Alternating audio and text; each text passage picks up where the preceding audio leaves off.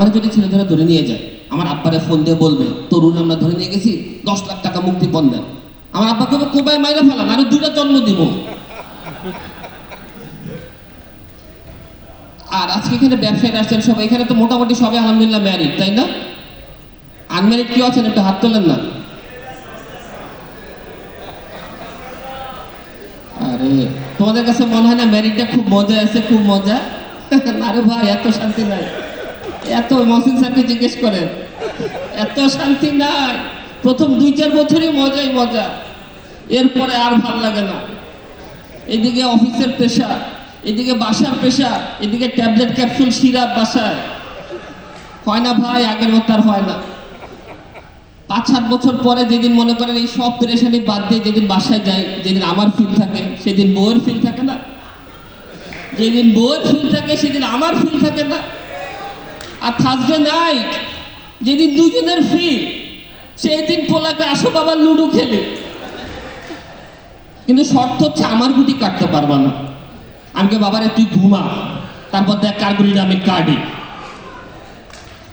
আর বউরা যদি কেমন ভাই, আমাকে অনেকে জিজ্ঞেস করে ভাই আপনার মানে ম্যারিড লাইফটা কেমন? আমাকে খুব আপত্তিকর, কারণ আমি যা করে তাতেই বউর আপত্তি, যাই করে তাতেই আপত্তি। স্যার কথা সত্যি স্যার, সত্যি না স্যার? স্যার যদি বলে হ্যাঁ তাহলে হ্যাঁ, মানে স্যার এখানে স্যার, কিন্তু ওখানে কিন্তু ওইটাই, ওই জায়গায় মানতেই হয়। আর সারাটা দিন প্রশ্ন করে, সারাটা দিন প্রশ্ন, কোথায় গেছো, কেন গেছো, কখন আসবা? আমার কাছে মনে হয় আমি হাজবেন্ড কম, ডাক্তার জাকির নায়ক বেশি। আমি তো একবার বলেই ফেলছি যে খুব সুন্দর কোশ্চেন করেছেন আপনি বোন আমার। আর আরেকটা ব্যাপার আছে যে এই টিকের জানি না, আপনার বয়স যখন 28 থেকে 30 বছর হয়ে যাবে, তখন হঠাৎ করে আপনার বাসার এক মুরব্বী আসবে, এসে বলবে তোর বিয়ে করে ফেল, তোর লাইফের সব প্রবলেম সলভ হয়ে যাবে, তুই লাইফ এনজয় করতে পারবি। আমি আজকে 13 বছর ধরে ওই মুরব্বীরে খুঁজতেছি। আমি এখনো ভাই 18 মে 2012 18 মে বিয়ে করছি আমি, কিন্তু ওই দিনটা সব ছুটি টুটি নিয়ে আমি খালি বিয়ের ভিডিওটা দেখি। অল্প একটু জায়গা, যে জায়গায় বলে এত টাকা দিন মরে তরু বলো কবুল, আমি কই তরু কইস্তা কবুল কইস্তা। আমরা নাকি ভাই ওয়াশরুমে গেলে ওয়াশরুম নোংরা করে ফেলি, আমি রাইট? হ্যাঁ, সব বোধ রাখতে পারবো স্যার। স্যার বলেন ওয়াশরুমের জন্ম হয়েছে কেন?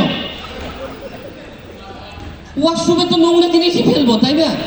আমার মনে হয় আমরা যে ইস্যু করি, আর ওনারা গেলে মনে হয় গোলাপ জল ঢালে।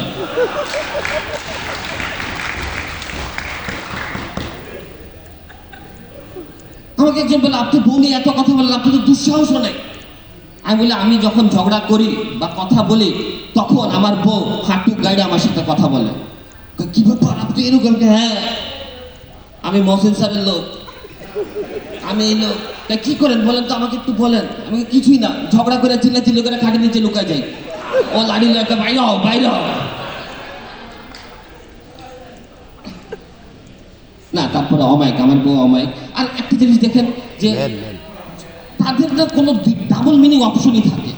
আপনি যে অ্যান্সার করেন, ধরেন কোনো পার্টিতে গেলেন, স্যার মাঝে মধ্যে তো যাওয়া হয়, বাসা আপনি পারমিশন নিয়ে গেলেন, হ্যাঁ, যে আজকে রাতে আমার আসতে দেরি হবে। আপনি রাতে 2টার সময় বাসায় ফিরলেন, পারমিশন নিয়েছেন কিন্তু স্যার, 2টার সময় যা দেখবেন বউ টিভি দেখতেছে। আপনি যে বলবেন রূপা তুমি টিভি দেখতেছো, তুমি তো ঘুরে পড়ো। হ্যাঁ, আমি টিভি দেখতে পারবো না।